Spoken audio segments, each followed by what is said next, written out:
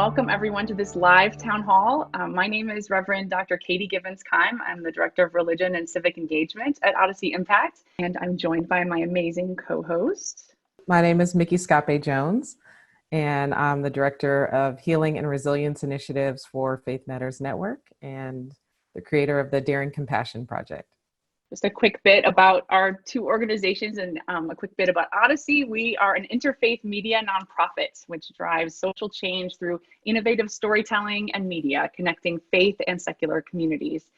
We are the producers of the film series Healing the Healers, which provides faith leaders and educators with conversations like these today, sharing intimate conversations between colleagues about how it really is in the midst of the most challenging spiritual care issues. And so welcome to those of you who've been with us through many town halls, or if this is your first. And I can say honestly that we are excited always about our town halls, but this one we're pretty thrilled about. It's an honor to have Faith Matters Network with us and to learn from them. We are conveners, and we are happy to convene and learn alongside Faith Matters Network.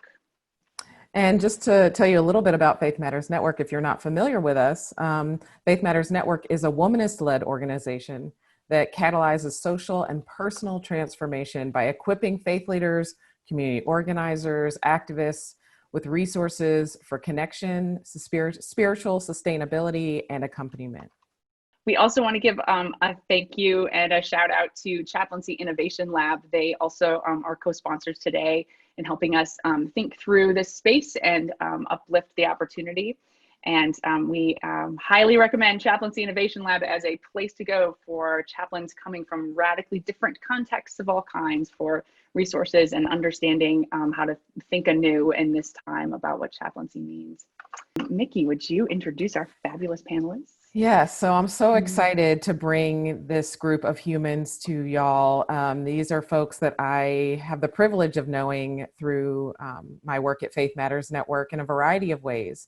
And they are really doing the work that we're talking about today. These are folks that are all about healing the healers, both themselves and others. And so I'm going to start with Imama Trina Jackson.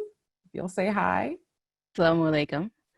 I'm Trina Jackson in Atlanta, Georgia, and I am a part of the Atlanta Protest Chaplains, and I serve the Atlanta Unity Mosque here in Atlanta, which is a chapter of Muslims for Progressive Values. Thank you. We're so glad you're here today. And next up, we have Reverend Kim Jackson. Hi, everyone. Greetings from Atlanta, Georgia as well. I am the Reverend Kim Jackson, and I'm ordained Episcopal priest serving a congregation of people who are primarily homeless. But I'm here today because I also am a member of the Atlanta Protest Chaplains Collective. Thank you, Reverend Kim. And then next up, we have Helen Bennett. Hey, everyone. I'm Helen, she and her. I'm calling in from Boston, Massachusetts, Wampanoag traditional land, and I work as a movement chaplain and network weaver with SEDEC Lab, which gathers practitioners, Jews, and allies fighting anti-Semitism, racism, and white supremacy. And it's really a deep pleasure to be together. Thank you, Helen. So great to have you here today, too. And lastly, rounding out the group is Victor Narro. Good morning or good afternoon. Grateful to be here with everyone in space. Victor Narro, he, him, his. I work for the UCLA Labor Center. I teach at UCLA Labor Studies program. I also teach at the law school classes on community lawyering. But I also, I'm a project director of a downtown labor center where I focus my work on immigrant rights and labor rights. Thank you. Grateful to be here. Thank you so much, Victor. So as you see, we have an amazing panel. So just the discussion between them in one space is electric, but we also have your questions as well. So we're so excited to get started. Katie? All right, so we are so excited to dig in. We've had more advanced questions from registrants for this event than we ever have. So many great questions, and we're excited to dig right in. And Mickey, would you mind sharing the most asked question by far from registrants across the country, which is, how do you define movement chaplaincy? Yeah, so the exciting thing about, or one of the exciting things about movement chaplaincy is that this is a vocation that is just beginning, that is just forming. And so the way that I define it, and we define it at the Daring Compassion Movement Chaplaincy Project, is the work of spiritual accompaniment to justice movements and their leaders. So movement chaplaincy as the work of spiritual accompaniment to justice movements and their leaders. Just like there are hospital chaplains, college chaplains, in corporate environments, different settings, there is a need for this role of spiritual accompaniment, care, resilience building, meeting the social, emotional, relational needs of folks in our movements for social change. And so that's what a movement chaplain does. They attend to all those needs in practical, holistic ways, and are therefore involved in transformative organizing and activism. So that's how I think about it. And I thought it would be really great to just start our panel off that way. And because you each have different relationships to movement chaplaincy. So that's what I want to take to y'all. What do you think movement chaplaincy is, or how do you define it or live it out? And maybe even connect it to a little bit of your work. So let's start with you, Reverend Kim. So I was actually had a preliminary conversation about this and realized that I've been doing movement chaplaincy work for over 10 years without having that term, that phrase, movement chaplaincy. And for me, what that's looked like, it has been this combination of showing up on the front lines for protests and in my collar often, and being present with protesters. But a piece that you've highlighted, Mickey, that I think is really important to reiterate is this other work of accompanying and being with organizers along the way. So I think that, I'm a faith leader. I lead a congregation. I am often the one in a congregation with a microphone, right? But as a movement chaplain, I'm not the one with the microphone. Instead, I am often the one who's on the other end of the text message that comes from the organizer who is feeling depleted or who is wondering where God is in this, right? And so I think that's a large component of it. And then this other piece that I feel really strongly about is to be a visible presence of spirituality, of church, of God, of however we want to define it, but being this like visible, clear symbol that the movement has God as a part of it, and that we are present and showing people that God is a part of this holy movement. And so it's both on the scenes and behind the scenes. And it's very much about, I think, creating and cultivating spaces that are deeply concerned about the spiritual well-being of all people. Yeah, I love that. And Helen, I was thinking about going to you next because you have such a different context. Yes, and I wanted to say, resonating so much with Reverend Kim, I also feel like I've been a movement chaplain since the beginning of my life, honestly, and I wanted to say at the start of this, I want to really dedicate this learning time. There's a tradition in my tradition, the Jewish tradition, to dedicate learning space to ancestors or people you want to just bring in. So I wanted to bring in all of the grandmothers and great-grandmothers, and especially my great-grandmother, Marion. Miriam, my middle name comes from her. She's from Romania and came here as a young person. Her, my grandma Helen, who I'm named after as well. These are women, femmes out in the world who have been holding movement chaplaincy this whole time and keeping our people alive, even well. And I would say that now, the way I look at it, it's really about that. It's about knowing my people and being with them through and through.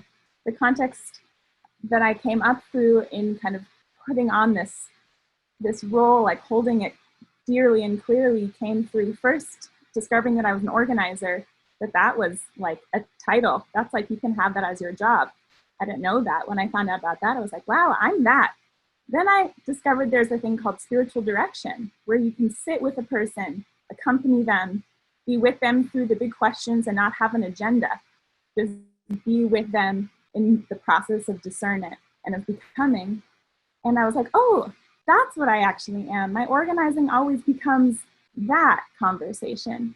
And then I discovered movement chaplaincy as this term, and it is actually the blend in my mind of both of those. It's actually, chaplaining is a way of being with, helping people be. And movement chaplaincy to me is helping people be in movements for justice and stay and continue and struggle and live out who they're trying to be with support. In the context that I'm in with Tzedek Lab, and also with If Not Now, which is a movement of Jews fighting for liberation for Palestinians and Jews, it's really a struggle to feel like, are we okay here as Jews? Can we do this work? Is this for me? Am I okay? Are we gonna make it? Do we have any legacy of making it?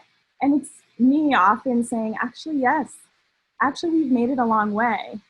And we're gonna keep making it, and we're gonna make it when we have each other and have each other at our backs. So I really feel like, for me, movement chaplaincy is about like being that hand at the back, whether it's at the protest, the shaking person on the megaphone who's telling their personal story to invoke the feeling, I'm there with my hand, or it's being that person holding space after people have been arrested for taking a stand against the immigration machine and people being put in cages, hosting in my living room, the debrief, the come down, the process, all those types of things. It's a real struggle, and it's also a real gift. And that's how I feel about it. That's so beautiful. Thank you, Helen. Perfect. Yeah. And we have even more perspective. So Imama Trina, I'd love to go to you next and find out what you think movement chaplaincy is. Yeah, Helen and Reverend Kim have already said so much that resonate with me.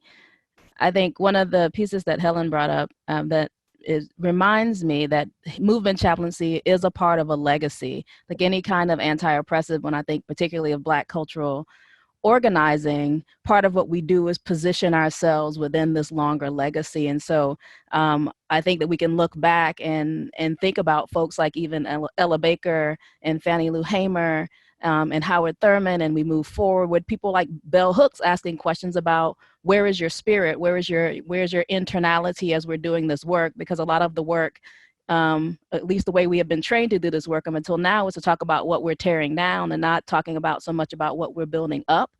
And there have always been people along the way walking with us and saying, what is the end game here? I think that a lot of times when we see demonstrations and protests that have their own value, it's not clear what the end game is. And so I think that part of protest chaplaincy is continuing to ask the question about where are we headed, what are we building, what are we hoping for, how are we imagining? And I think that the openness and the spirituality piece is about imagining things that you can't see yet.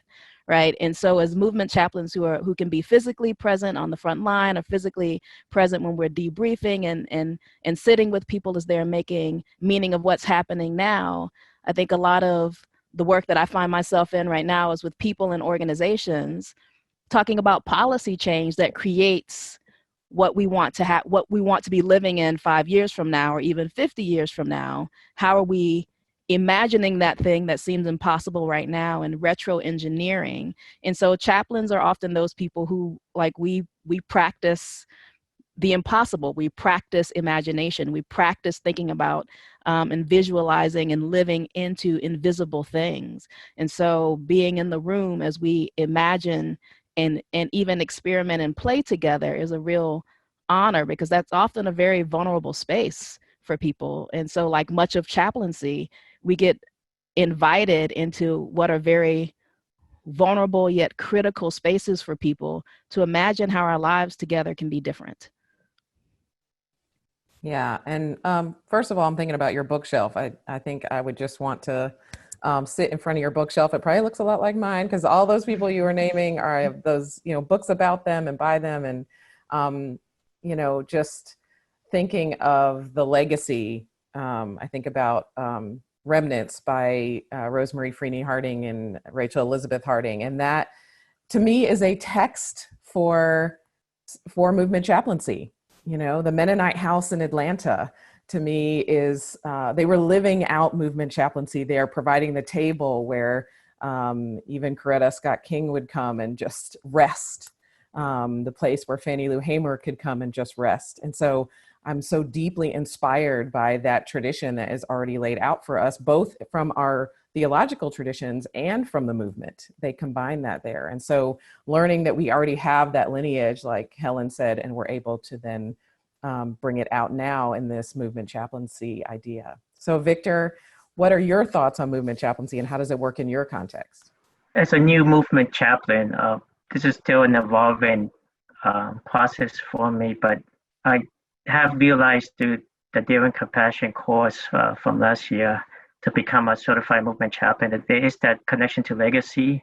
This is part of the movement. The social justice movement, there's a strong spiritual component that we often don't bring into the work itself. And my work is, I'm involved with many organizing, policy, legal campaigns that require a lot of thought process of strategizing, turnout, the numbers, framing, messaging. But then I feel like you're really not fully there in the work for justice and you're not being true to yourself if you don't bring yourself into your spiritual process. And I feel like in the process of the doing, we can really integrate ourselves spiritually. There's a human element in every task. There's a human element in every activity. When union organizers talk about turnout in the way of bodies, I see everybody's a human being with their own struggles and their own emotions, and even people that we consider our adversaries or people who are in opposition to our agenda in any kind of campaign. There are human beings behind that as well. And I think it's really tapping into that part of you that's inside that, it's goes beyond the thought process and you tap into what's inside of you to integrate that into the work itself. And I think that's where deep empathy and compassion really comes out, not just for others, but also for yourself. And then ancestry, I think is important. Through the Daring Compassion course, I really then have dived into my ancestry. And I come from indigenous roots in northern Peru and the Algaruna indigenous group. And I'm learning more about it because that's part of my ancestry. And they have strong shamanic practices that I'm just starting to learn. So I'm still evolving, but I'm enjoying the transformation because I feel like I can bring myself fully into my work. Thank you, Victor. So, Katie, I think now we're going to go to our poll from earlier. Yeah, well, I think, Okay. following along this theme of really getting in touch with who has come before us, who can strengthen us and the words and the wisdom they lead, and thinking about who we all are in a Zoom sort of way. This is one little tool, but we can just post how folks, so how would you rate your familiarity with movement chaplaincy? So there's most of you have some familiarity, and then we have just a lot of folks who identify differently. So that's just great to know about who's here. We're always trying to break down the anonymity of not being able to all see each other in a room, and just move closer to that. I'm so struck too by how each of you were uplifting ways in which spiritual companionship, in which being with people and helping them make meaning of a situation is a unique gift that we can bring to movements as they're happening. And it just is, it's so energizing to hear you all uplifted in different ways. And Mickey, well, we're going to move to our next. You want to move us to our next question? Yeah. Well, the poll kind of made me think about going to this one. We had some someone who is probably in hospital and maybe somebody who's in like, student ministry. So we had a question from Seattle and from Chicago, about how we could apply movement chaplaincy in hospital, especially in instances of police violence, and then also supporting college students or students of any kind, I guess. And as we're seeing, more and more consistent maybe stream of young people activated in this iteration of the movement right now. And also we're seeing increasing violence, whether that's federal troops or, people being snatched and put in vans. We're seeing that people who are maybe even joining for the first time are going to a march, or they're going out, every night in Portland for the last, 50 something days. Right. And in a lot of our cities, this is happening, but it's only making the news in places like Portland. But more people are going to have these physical encounters that may leave them with both those spiritual and physical scars. And so is there a way for, how do we basically do that work of healing wherever they're stationed, right? They may be a hospital chaplain or a college chaplain, or they may be a clergy person, and they're wondering, how do we start to fulfill these roles? So I'd love to hear your thoughts on where you think we can go with that. Does anybody want to start? Because I can pick somebody. I can start. So I spent the first 6 years of my ordained ministry as a college chaplain, and so that's the avenue that I feel like I can speak to most clearly. And I was college chaplain in Atlanta during the time in which Troy Davis was scheduled to be executed. I think it was actually his third time that he was scheduled to be executed. And I just invited students to first know about the case. Like, I felt like it was really important for me to share a bit about the story and about the death penalty.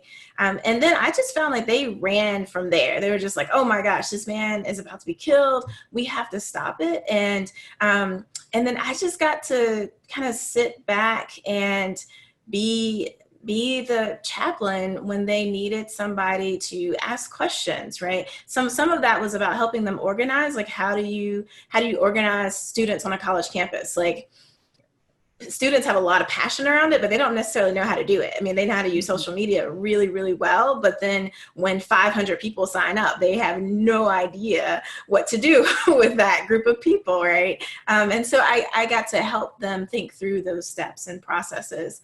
But then also, so ultimately, Troy Davis was executed, and I found that actually was where my ministry with those kids, those young people, those college students actually was heightened, because then they really did need someone to help them process and talk about loss and grief, and to also talk about how movements take a long time. Even though we are fighting, John Lewis, God rest his soul, says, we don't want steady incremental change. We want change right now. And that is true. We want change right now. And what we've learned over the years is that movement work takes time. It is not right now, despite the great urgency. And so helping students process that and to talk about that, but also to celebrate the wins, because there are wins, and to have moments for joy, like the work of movement. I mean, if you go out on the streets for 50 days straight, it's exhausting, right? It's tiring.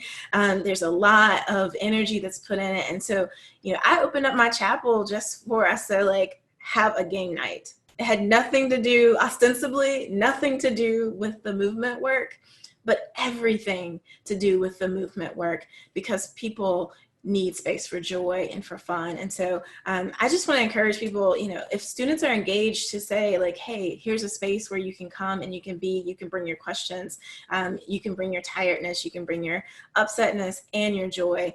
This is a space where we've created for that. Love that. I think game night, yes, please. As part of ministry, for sure. How about any of the rest of you in terms of unexpected parts of movement chaplaincy that one might not think this is part of it? Yeah, I can maybe weigh in. Oh, Victor. Okay. I think people appreciate me for providing a listening space, and I've been doing that for as long as I can remember, doing the work for justice.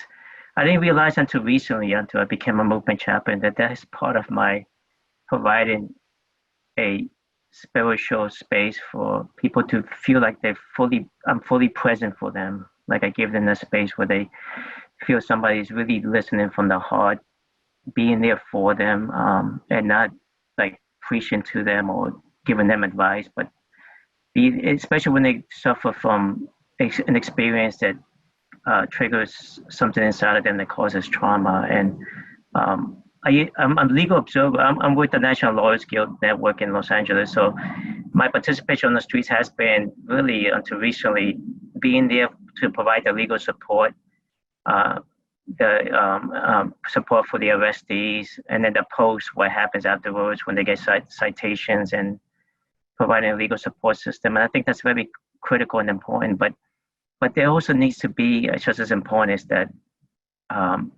process there where they can, if they need a healing, there's a space for them. If they need that experience, that joy of being on the streets and winning, there's a space for them. Or if they need somebody just to have even like a one-on-one, just to have a space where they can share their feelings. I think I'm starting to realize that is movement chaplaincy work as well. Yes, that's a brilliant crew. What comes to mind about how to think kind of creatively here is actually to go back to the root. If you're already a chaplain, there's probably a reason you went into it, right? You probably love people and you can tell that they're good and that they mean well and they're trying their very best to live their best lives. And when shit has hit the fan, it's the same.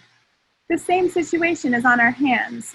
It's just a bit more stressful, you might say, or there's a little bit more high stakes, perhaps, that's being felt. But going back to what you know about people, your people, whoever your people are, that has been my go-to. I've been getting to know my people as one for a long time. And so when we come across this moment when it's like, what do we do as Jews? How are we supposed to be right now? What can we be? How can we be?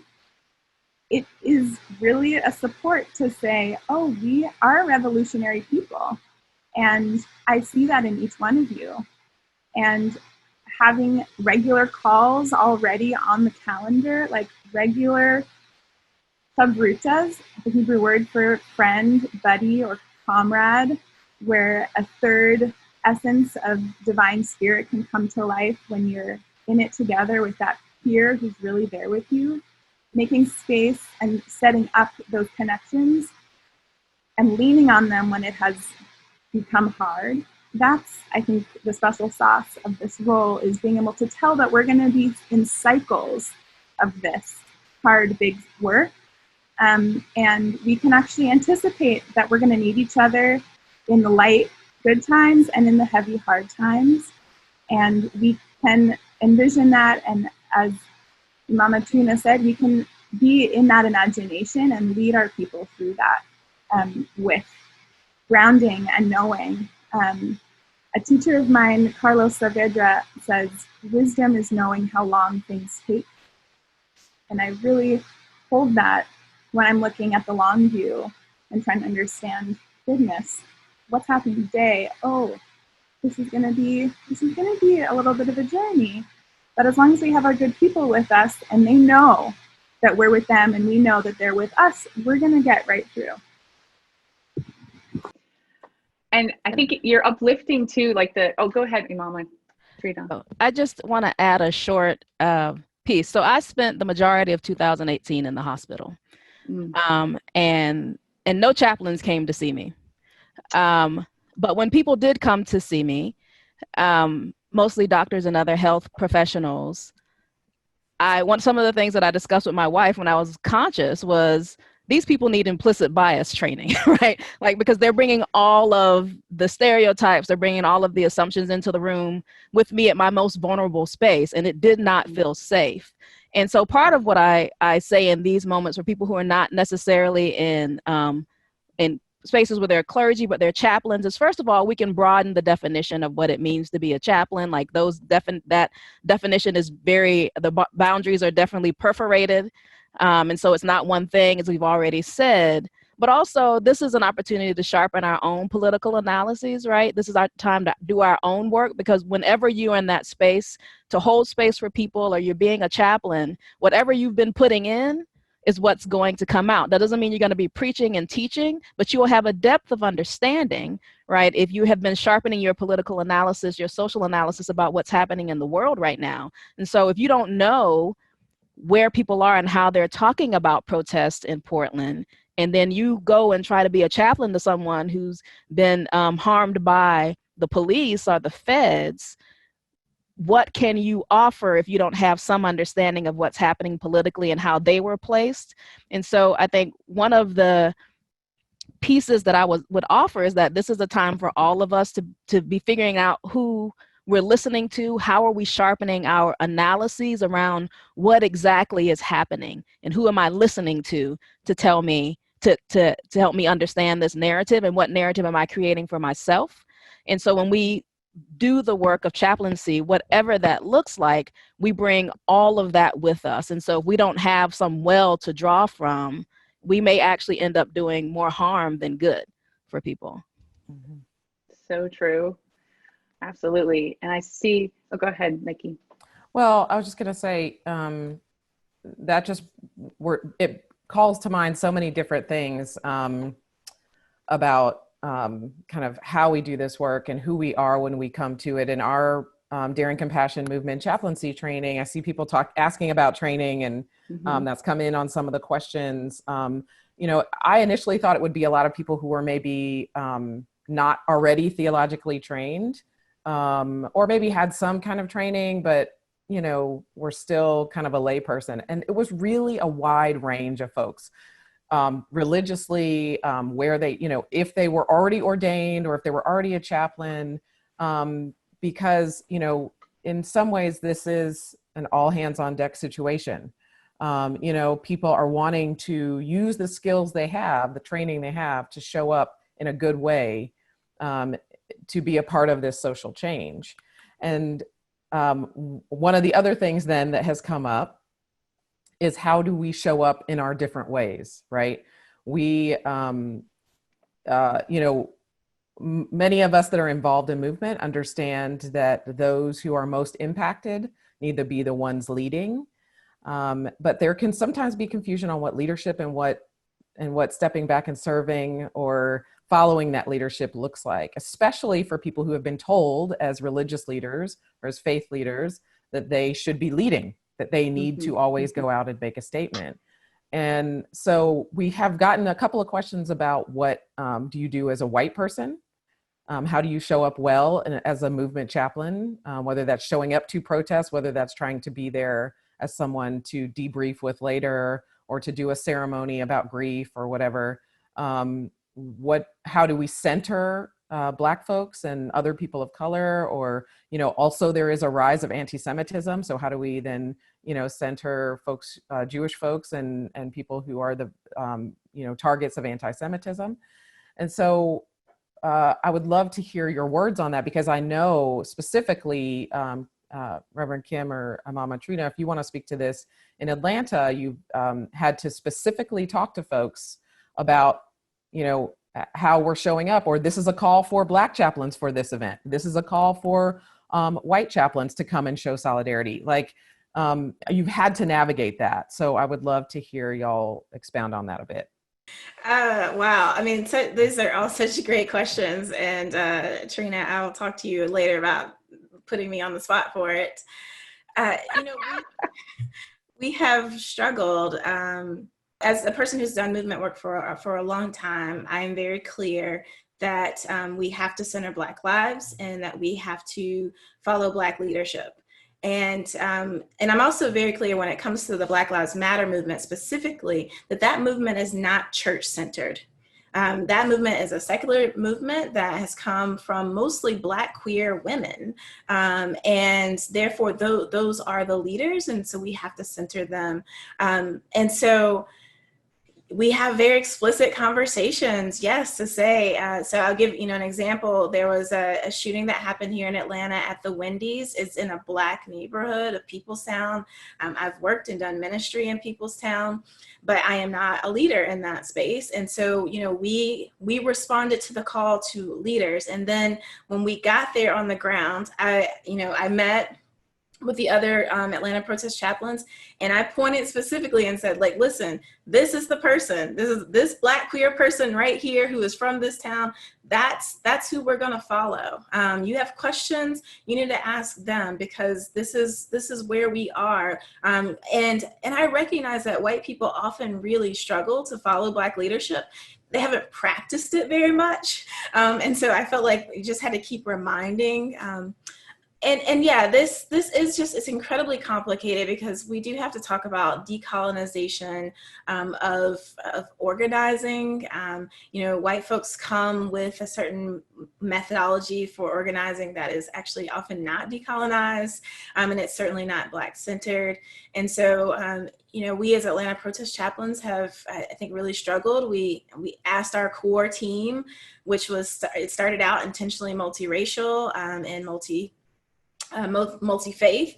We asked the white folks to go and have a conversation amongst themselves about what whiteness was, how it was showing up in the space. And, I think it's complicated for sure. But fundamentally, I think my encouragement around this is to make sure, if you are a white person, make sure that you follow Black leadership.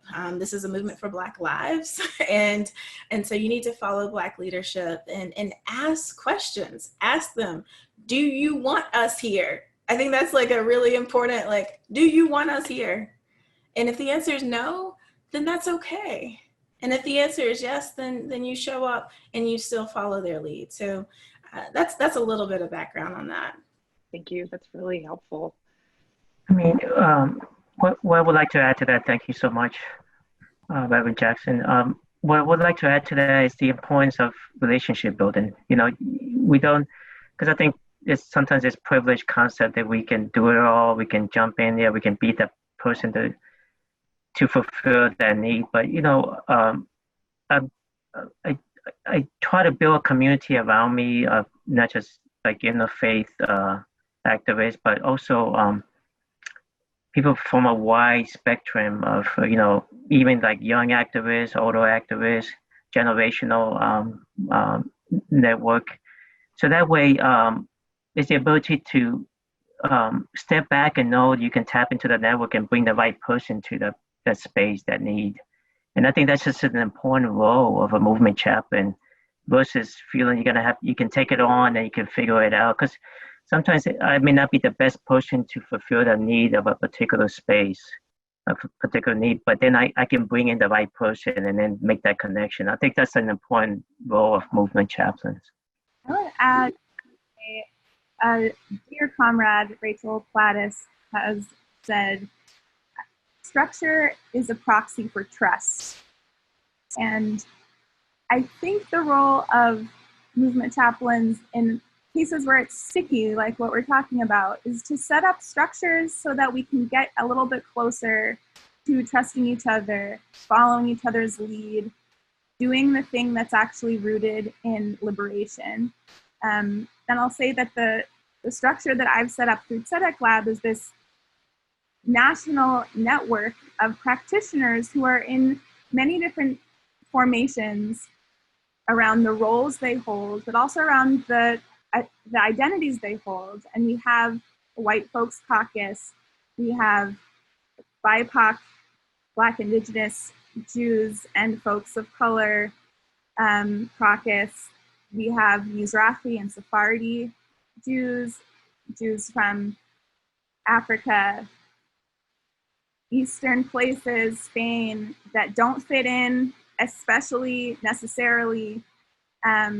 Jews are from all over the world, so we have them all. And it's a project to really build that space where we can be rooted in who we are and be able to show up fully with that in the movement.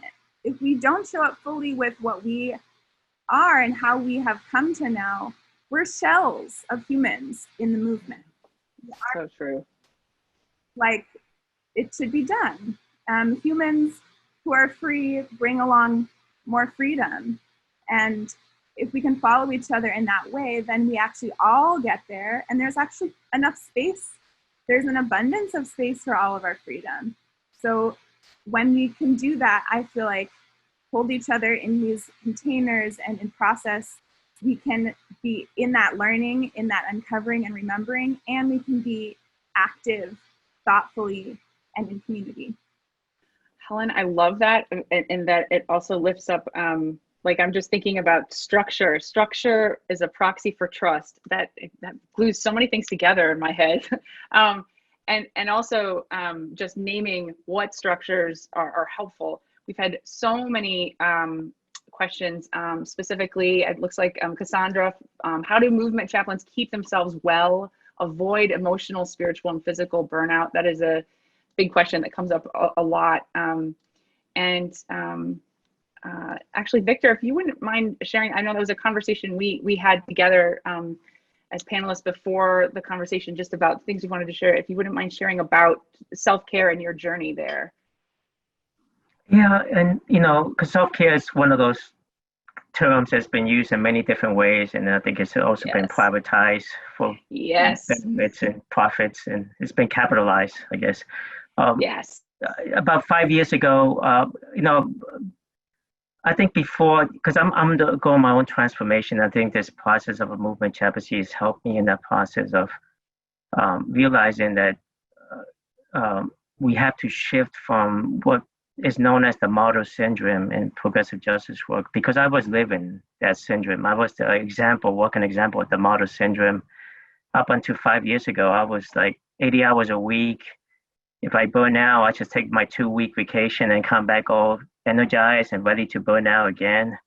The self-sacrifice piece, it really destroyed the meaningful parts of my life. And I thought that was okay because I was made to be a martyr for the movement. And I just think we need to shift that. I really I burned out 5 years ago. I was hospitalized. My partner, Lorene, my wife, my beautiful wife, had helped me through this process. And that's when I started realizing, you know what, I have a choice. I think the universe, the mystery, gave me another chance to, reframe my life as a justice activist and tap into the importance of self-compassion. And I really honestly believe like we're so great at giving compassion to all those around us who are in need, but that has to be balanced out with the compassion to yourself. And that is not selfishness at all. That is being a whole true activist. And I know there's a lot of pushback when I talk about this because there's still the martyr syndrome is entrenched, but I think part of this process is we need to dismantle that. We need to create a sustainable, compassionate movement where we compassionate to others, compassionate to ourselves, and then it helps then how we relate to each other and how we deal with conflicts and at the times of tough dialogues between ourselves. But I think you're not fully gonna be there for what's needed of you as a movement activist if you don't bring in your self-compassion. So I agree with you, Victor. And part of the way that I have started to deconstruct that that idea of the martyr activist is putting it in light of Christian hegemony and the idea of the hero, like this martyr as a hero and redemptive sacrifice. And that's a place, where I part from Dr. King and talking about in the beloved community and his theories, because I think the idea of redemptive sacrifice has really done particularly women in femmes wrong and Black folks really wrong. So if you combine those, it becomes compounded with women of color and Black women in particular being mules of the world, that we are often in the place to give and sacrifice so that other folks can get over. And I've been asking a lot of particularly Black cisgender men who are clergy, when are y'all gonna ride for us? Because some of the hardest teeth to pull around this chaplaincy has been cisgender, heterosexual, Black men to show up with protest chaplains, because they don't look at a Black trans woman with a megaphone as a leader, right? So many of them are struggling with, how do I do this without people thinking that I've changed my politics around queer and trans politics, about how they've always had queer and trans politics in churches and in mosques. And so my conversation is, maybe you should allow those things to evolve. But as far as redemptive sacrifice, I think that when we think about it as a part of Christian hegemony, of that story of this is how we do good things in the world, we can perhaps substitute it for some other ways of being activists and organizers.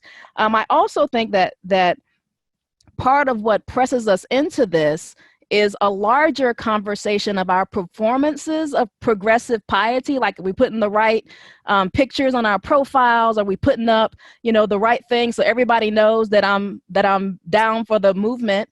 And so one of the questions that I ask folks, particularly white folks, is, if you didn't have Facebook, if you didn't have Instagram, if you didn't have Twitter, would your child say you ready to ride for Black lives? Like, if you were not constantly have these modalities of confession, these public modalities for confessionality, would the people who are around you, the people who know you intimately, look at your bookshelf, look at your life, look at your bank account, and say that you are down to ride for Black lives? And so that gets me to like the last point of where I organize from within my Muslim context is, and I give the credit to this model from Imam Kelly Wentworth, who serves here in Atlanta with me at Atlanta Unity Mosque. We often talk about the Shahada, which is the confession of faith in Islam. There's no God but God, and Muhammad is his prophet. And so we kind of chop that off as we go backwards. If you take off the Muhammad is his prophet part, you don't need that. There's no God but God. Cool. Like, you don't need to have someone to emulate. Like, we can go there with you. We're in there with you. So if you get to the place of there's no God but God, some people, I've had a number of conversations with folks in my community who are like, we've been calling out to God for 400 years, and this is where we are. I am done with the law. Shut it down, right? So what we have left is basically an atheistic statement. There is no God, right? That is the beginning of the confession of faith in Islam. And there is no God. There's nobody keeping calendar, nobody keeping count of your works and actions for judgment. There's nobody to emulate in the prophet. If there is no God, why are you doing what you're doing in the world? Right. And so at that point, it just becomes about ethical piety. It just becomes about doing good for everybody on this horizontal plane. Right. So if there's nobody keeping count and nobody to emulate, can we at least agree that we're going to do the best we can among each other? Right. And so that means when I need to tag in, you can tag out, and vice versa. And we can help each other, not because I'm getting brownie points from Allah, not because I'm getting brownie points from other Muslims, but because it's the right thing to do. Right. It's the right thing to do, and it benefits all of us. And I think that is a point, and I have to kind of confess that, like, I'm autistic. I live on the spectrum, and sometimes people miss me with this like feeling language, and that's just kind of how mine expresses it. And I'm not in a place where I feel like we have to feel the same to do this work together. Like, I want us to be informed, but I don't have to feel the same thing you feel about Black lives in order to do the work to save and uplift and produce thriving Black lives in the world. Because I feel like if we waited for white folks to feel good about education, to feel good about desegregating education, we would have never gotten there, right? If we wait for Christians to feel good about Muslims being equal, we're not going to get there, right? And so at some point, feelings are important. How I care for my own internality and how we connect to each other, our feelings are important, but it doesn't dictate the work that we have to do together. Like, I think that at some point we have to be able to bring together not only our passion and emotionality, but our strategy and our reason to say, what are we trying to accomplish? We can walk this far in the road together. Now let's get it done. And you know what you're saying brings me back to how much of this work as a movement chaplain is personal work. It's inner work. You have got to be doing your own work, examining yourself. And that it is all work you can do without ever putting it on your Instagram. It's like Reverend Kim was saying at the beginning, taking those texts and calls from people after a man was executed and helping people process that. Nobody's going to see that. You're not going to take a picture of yourself doing that and post it on Instagram. So yes, you can show up to protests and be, you know, a visible clergy person, or be there with a religious or faith-centered message, or just be there, being a faithful person. This, and we also have to think about how we show up, you know, like Mama Trina, you talked about that, you know, there are certain folks who are used to showing up and being in charge, and they don't know, they haven't yet figured out how to come along in a different way. This is calling for a different way to come and be a part of movements. It's not being centered. It's, you know, meeting those spiritual, emotional needs of folks. And that can be done without showing up. Many of us can't show up right now because of COVID. It is not a possibility that is not a risk level that we can take. I can't take that risk level right now. And I've still been doing movement chaplaincy, coordinating events with other movement chaplains in my local area, training up other movement chaplains around we've now trained over 300 people around the world. And doing things like being available for a phone line after a prayer vigil, right? So there are just so many things that you can do that don't require you being out in the street. And because this is about before, during, and after protests, movement cycles take a long time for change to happen. And so how are we going to keep people in movements for the long term? How are people going to process what they're hearing and seeing and learning, and how their minds are rapidly changing? How are we going to process the death, the violence, the things that we're seeing out in the street? And people have to talk about that. They have to have spaces and people they can talk to. And movement chaplains become a part of that ecosystem of the movement that includes healers, that includes listeners, that includes caretakers. Oh, this is so good. And I hope y'all are noticing in the chat how there's already people so excited to replay what you all are saying that they are going to be watching the recording again. And I think I'm going to be with them on that. And I think also I'm glad that in our pre-conversations, we agree that we can't possibly, of course, just to state the obvious, we cannot cover all of what movement chaplaincy is in this hour, even that we are just offering a taste, and hopefully all of us are leaving this with 50,000 new insights. I know I feel like I am, and energy too. And I wonder, just in our last few minutes, if y'all wouldn't mind just saying, you know, and it can be something small or big, however you want to define it. But how are you finding hope right now? Like, what's helping put gas in your tank, if that feels like a good metaphor? Yeah, I actually had this conversation with. I taught a class this summer session with my students at UCLA it was a Zoom class on spirituality and social justice.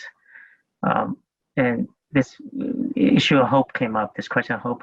I just think, you know, I never connect hope with optimism. Like I think optimism and, you know, hoping for the best, hoping for the best. I should see my hope is in what I'm being part of and witnessing today. And I just feel, I know on the COVID-19 we feel a sense of disconnection, and we're in Zoom spaces, and many of us are not able to do different things, and we're in remote process. But I think there's the hope in the interconnectedness, like the fact that there's deep solidarity and connection taking place. So it's the hope in the process, the hope in the evolution is taking place, regardless of what the outcome is going to be.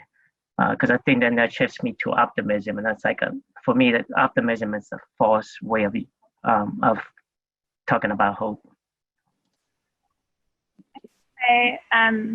Also a piece on the last part of the conversation about care and how we keep up.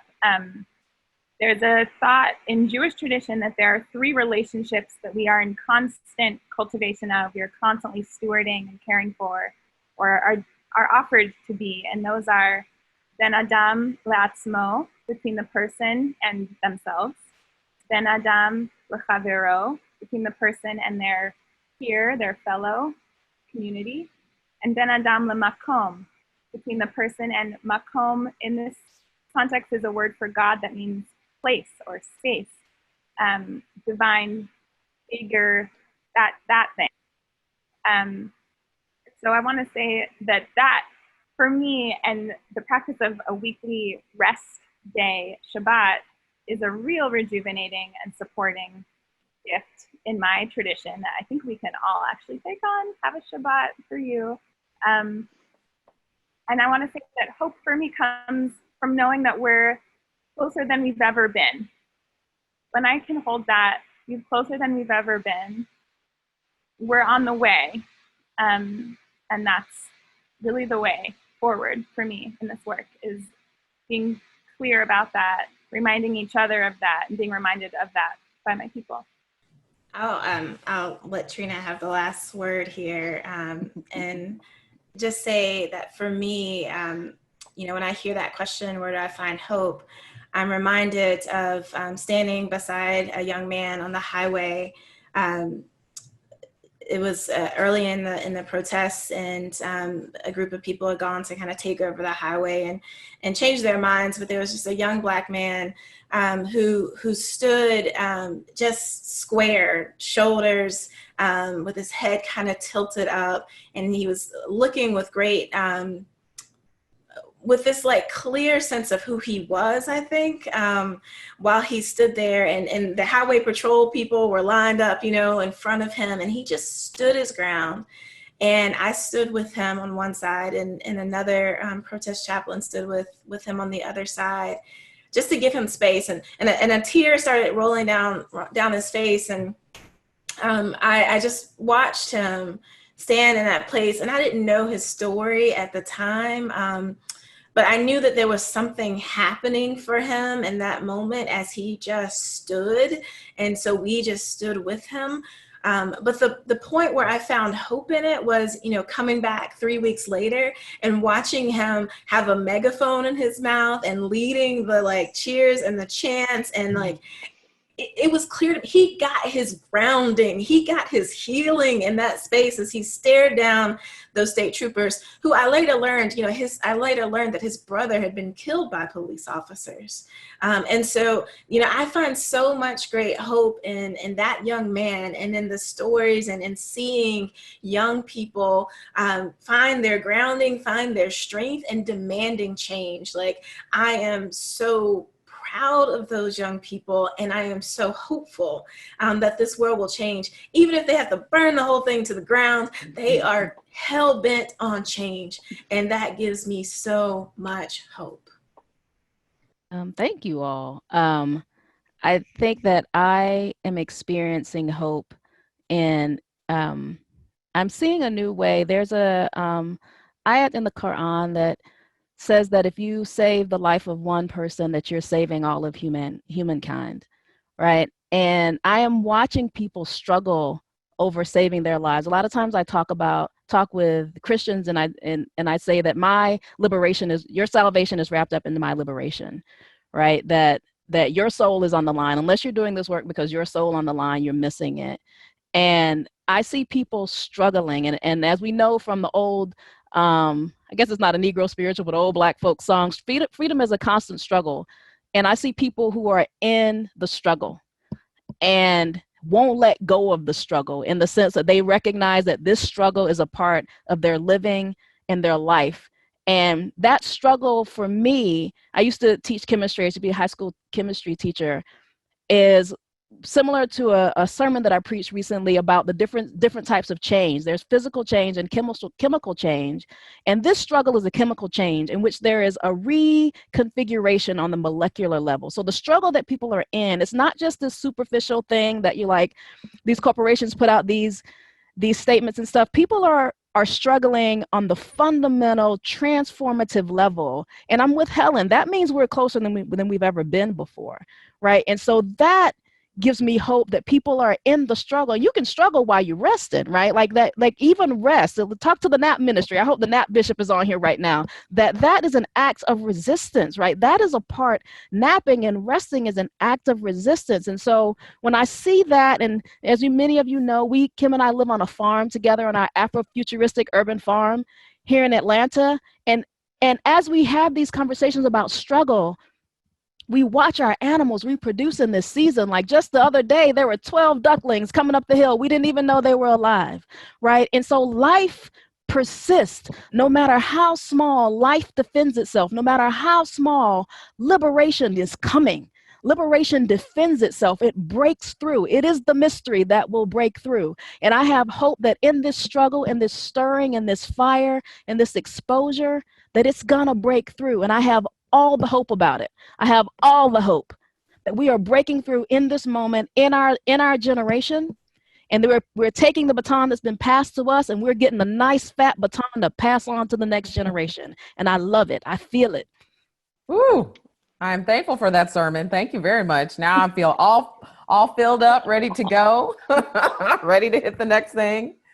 And that just, it brings home that the thing that gives me hope is all of you, the panelists, you specifically. I have the privilege of knowing each of you and working in solidarity with you to change this world. And so I'm grateful for you, and I'm grateful for all of you who've joined us.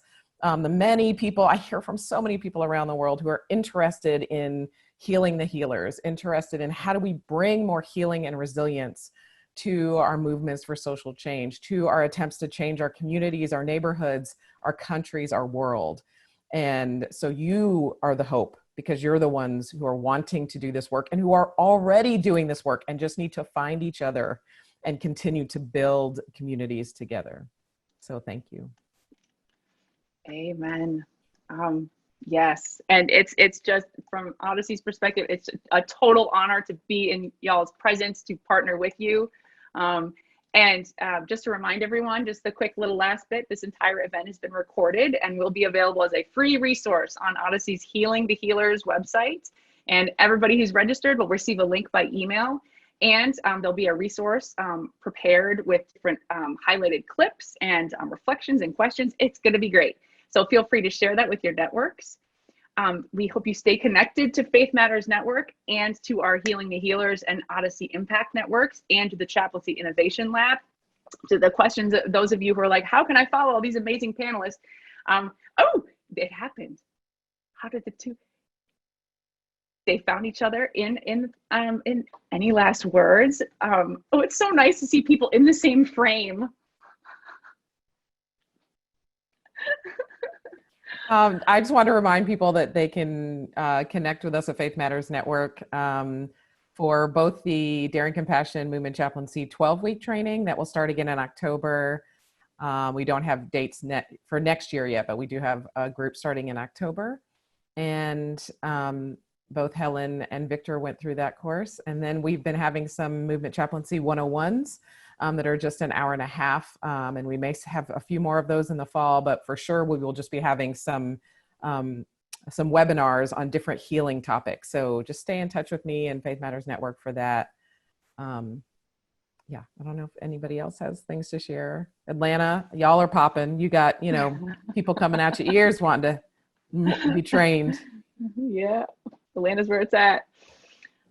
Well, thank you all again, and I think we'll close it here. And all the resources also that were collected in the chat, like all those many links, we are going to combine that in one PDF that'll be shareable. So every title, every URL, all that will be in one spot for anybody who registered. So and if there's anything we've failed to get you, please just holler. We are so happy to help and support. Okay. Blessings, everyone.